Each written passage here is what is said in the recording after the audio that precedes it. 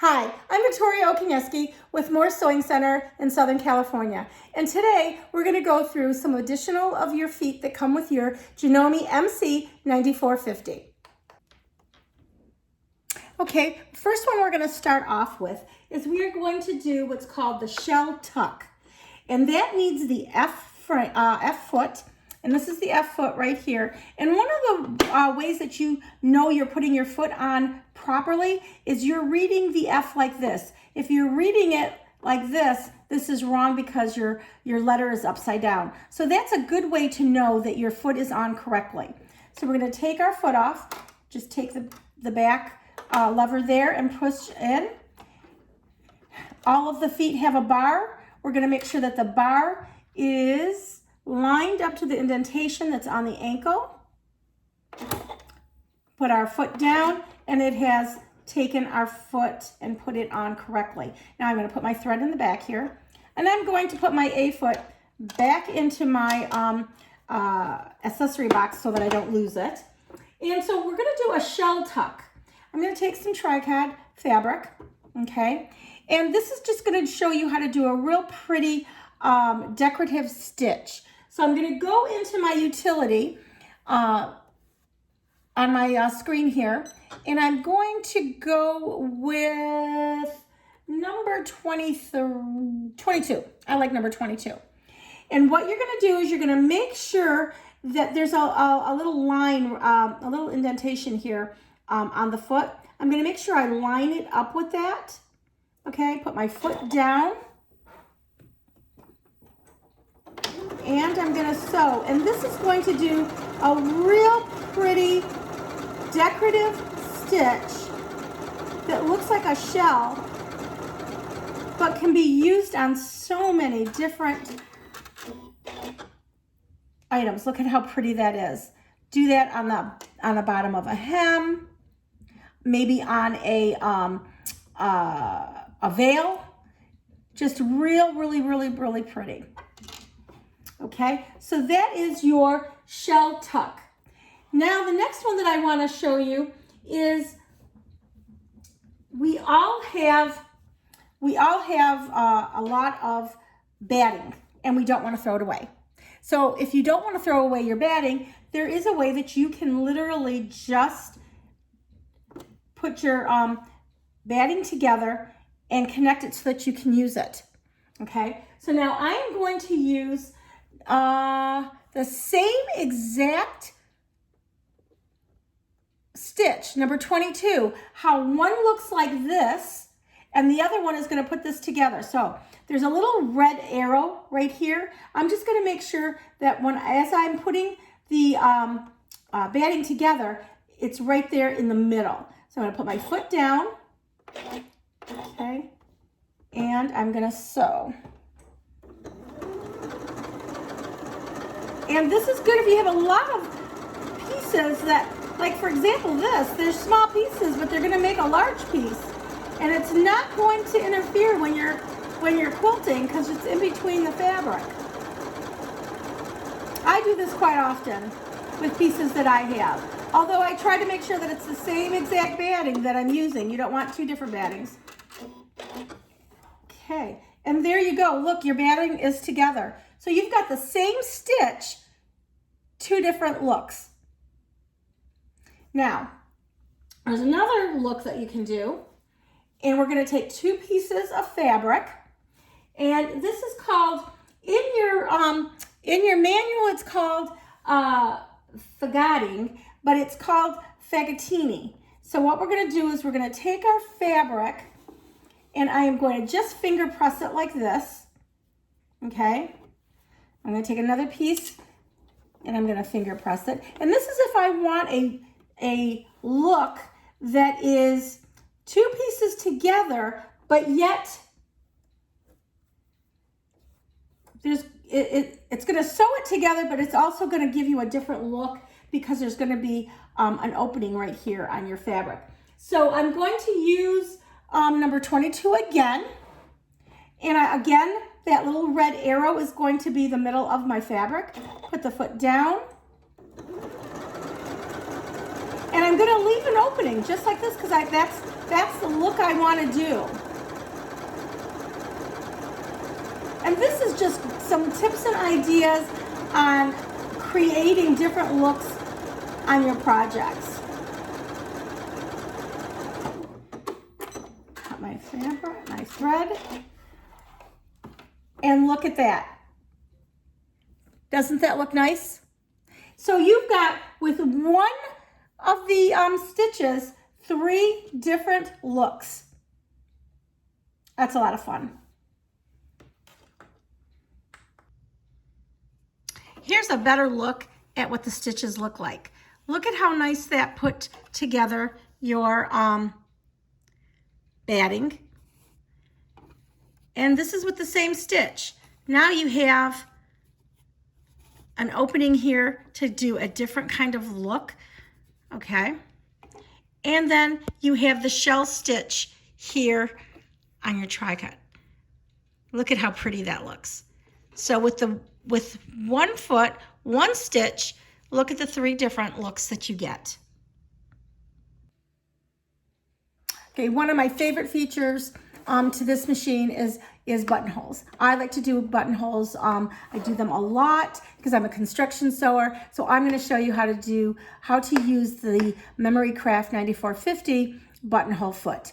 So first we're going to go to our screen here, and we're going to stay in utility, and we're going to turn the page 3 times. Now we're in buttonhole, and this is going to give you several different buttonholes to choose from. We're going to choose number 3. It's also telling us the R foot. We're going to keep the settings all the same, and we're going to use the R foot. Now, my feet are all in the back here of my accessory tray, and I have the R foot right here, with the little R right there. I have the button shank plate. I have the stabilizer plate. And I have the T-foot to put my button on, okay? And again, I keep them all in the back here because I want to have them all together when it's time to go and use them. So we're gonna put them here on the side.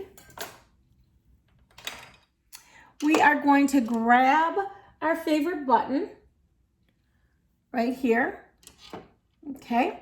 And I'm gonna what I'm going to do is I'm going to take my buttonhole foot and I'm going to release this back like that.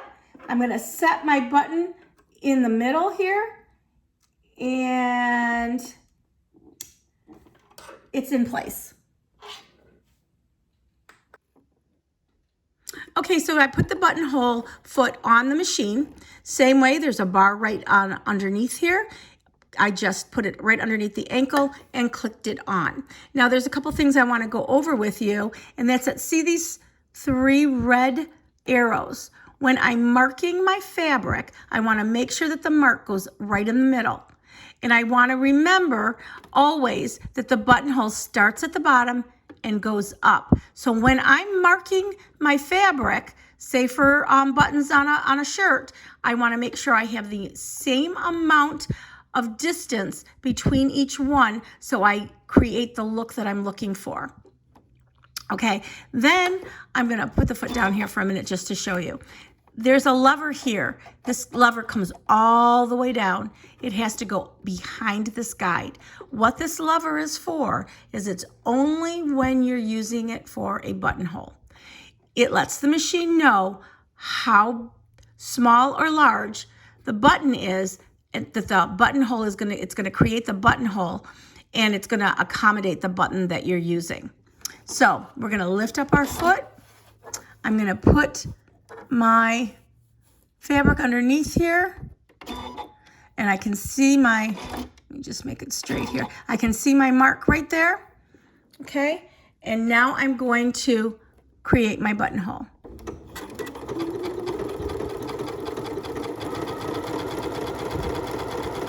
And I'm just gonna keep on going because the machine's gonna stop when it's done.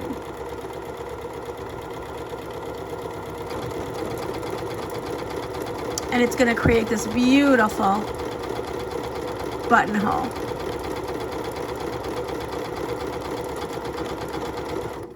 and it's gonna stop when it's all done. I'm gonna take my scissor to it. Foot's gonna lift, and look at that buttonhole. Is that not beautiful? Now I'm gonna take my little clippers and I'm gonna clip my extra thread here. Okay, and look at that buttonhole. I'm gonna take my seam ripper to it, right here. Okay. And I'm gonna start at the bottom. Okay, so, and I'm just gonna cut it open, and look at that. What a beautiful buttonhole I have. Now, the one thing that sold me to this machine, and I love that it does this, is you are able to make your buttonhole wider and longer. And with doing that, I'm going to show you how you are going to change the features. When you go to your screen, you see that you've got your width and your length right here. I'm just going to take and I'm going to just go all the way to the 2.0 and all the way to the 9.0. And now I'm going to show you how easy it is to do the same buttonhole. Okay, so now I'm going to put my fabric underneath here, put my foot down, and I'm going to start my buttonhole, and it's going to create that larger buttonhole that I created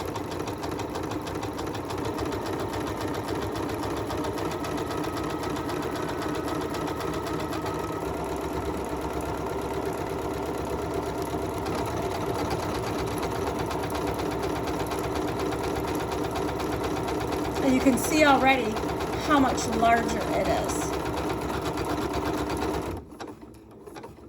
Okay, it's done. I'm gonna use my scissors to cut it.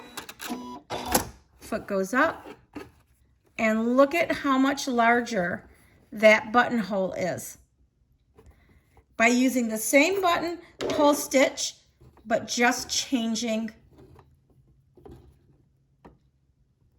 there we go. By just changing the width and length, I have the same buttonhole. Look at how nice that is. Okay, so now we are going to use the stabilizer plate. I'm going to show you how to use that. So we're going to take the machine, and we are going to take our foot off of the machine, I should say. And we're going to put the plate like so. It's going to just go right into here, like this. And it's our stabilizer plate. And you can see it's going to sew right inside that hole there. But I'm going to take my fabric,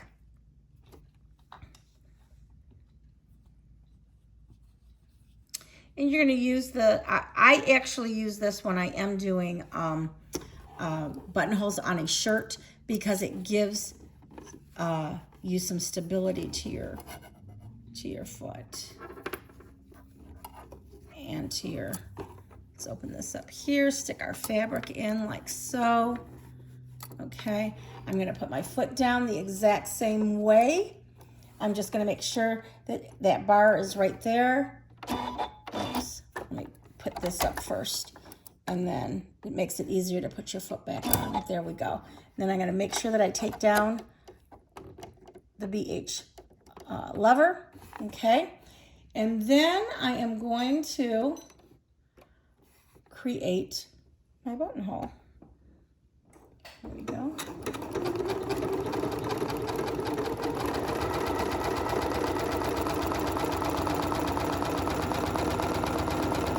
And again, it's doing the same thing. It's going to give me the size of the buttonhole that I need for the button that I have selected. Look at how nice that looks.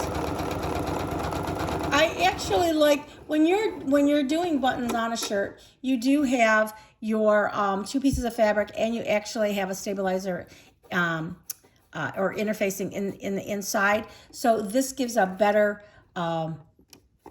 just a better look when you're doing it. I always use the stabilizer plate when I'm putting on buttons. especially on a garment. Here we go. And I'm just going to clip my extra thread here. And look at how pretty that looks. Okay, just grab that thread out of the way. Grab the piece of thread here. It's going to get cut when you're doing your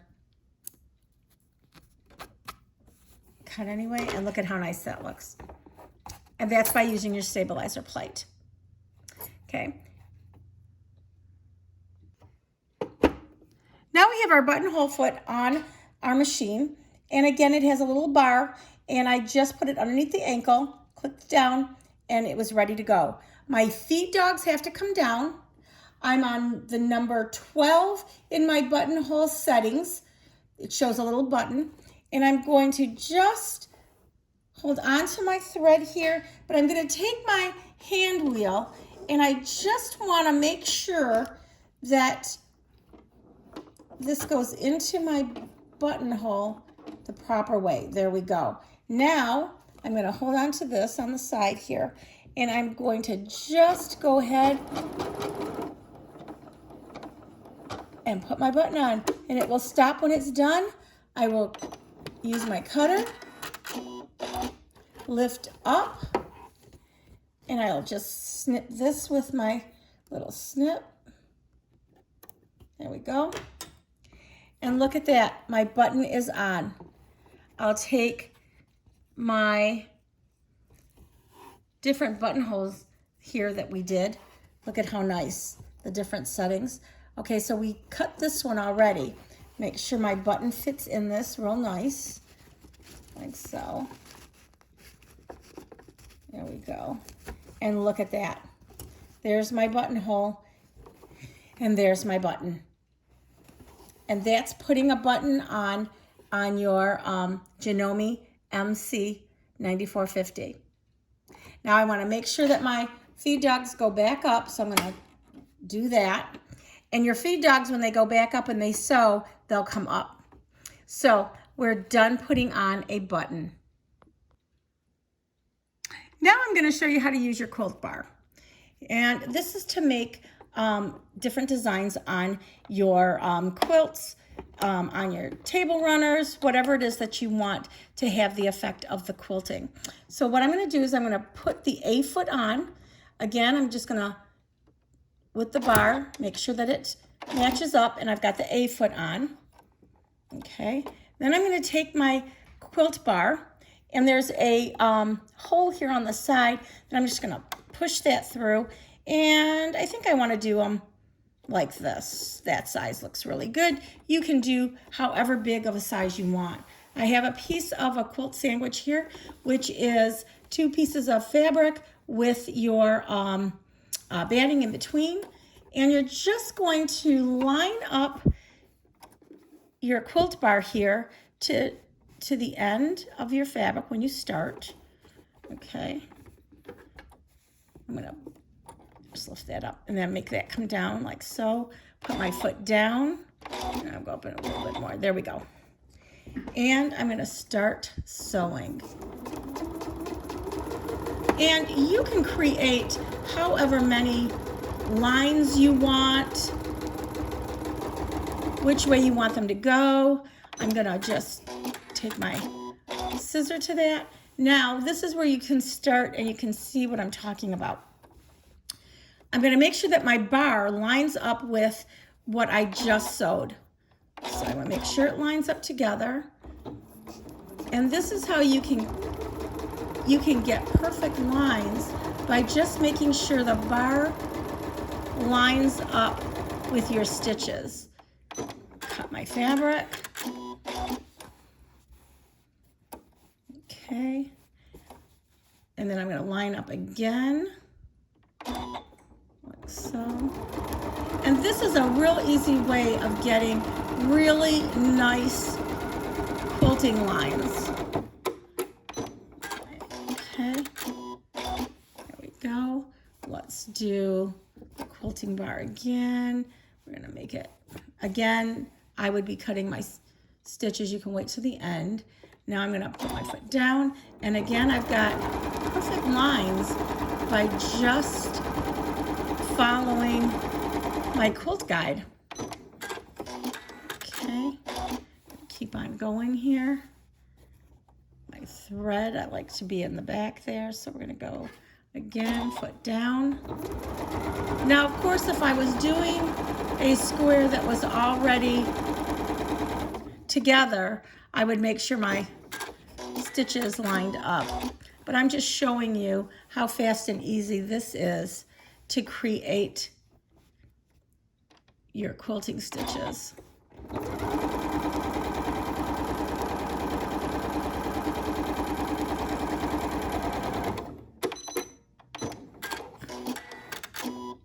Okay, then I think we can get 2 more in here. That'd be kind of cool.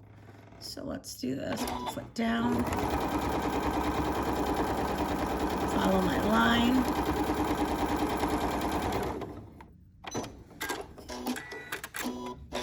Okay, now if I wanted to do additional lines to make it look like a checker, I'm going to put my foot down here. And again, I'm going to do the same thing with my quilt guide.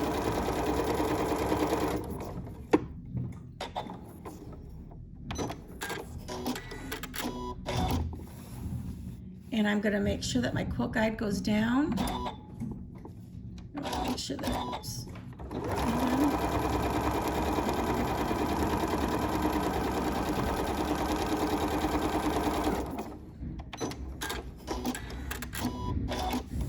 okay. And again, put my quilt guide to the end.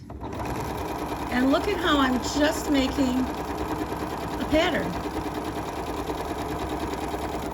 with my quilt guide.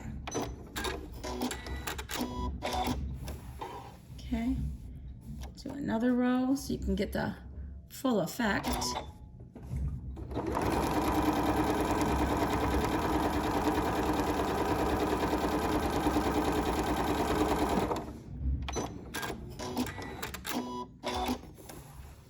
Look at that.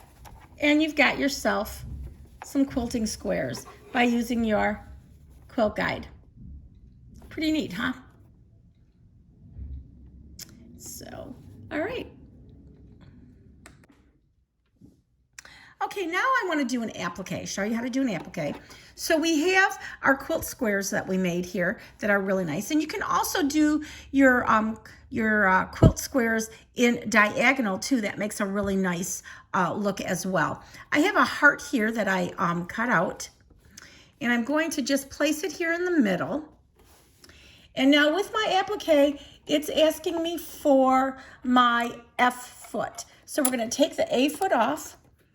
Again, I'm going to put it right here in my accessory tray so that I don't lose it. And then I'm going to take my F foot and I'm going to, there's the little bar again, and I'm just going to put it underneath my ankle, clicked it in. And I've got a blanket stitch that I'm going to do. And if this is real easy, I'm just going to just match this up. And I'm going to match my foot up. There's a little indentation right here that I'm going to just want to keep together here so that it's my my applique is going to just match that up. And I'm going to start by just going around, and I like to pivot a little bit. Do it again. My applique here, pivot again.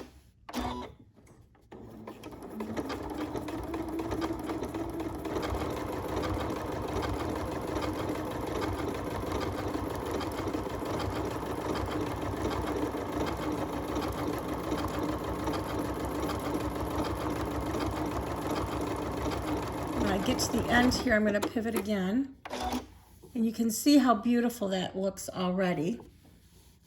Make this go down like this, And again, continue my applique.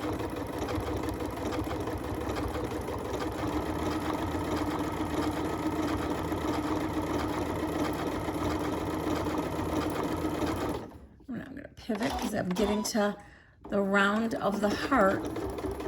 So, again.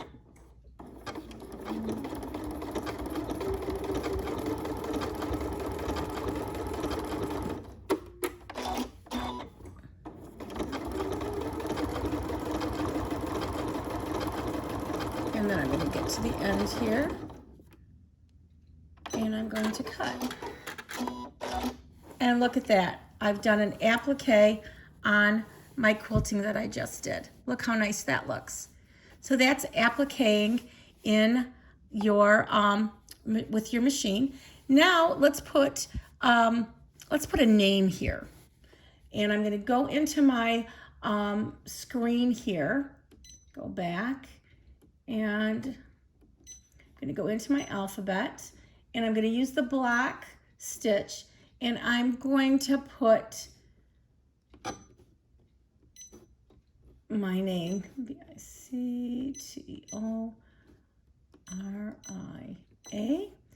and again, it's saying the F foot. Now, I have to remember that this is going to stitch sideways.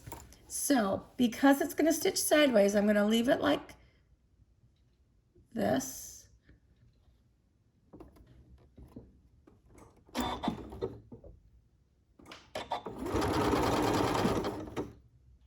Okay.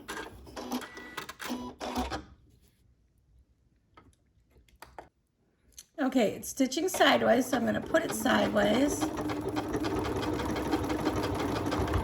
And now it's going to stitch out my name.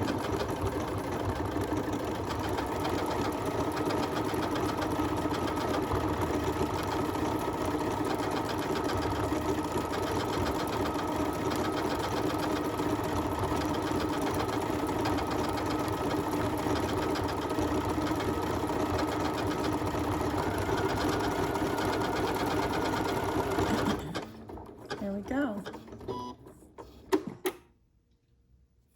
Okay, cut it. And there you go.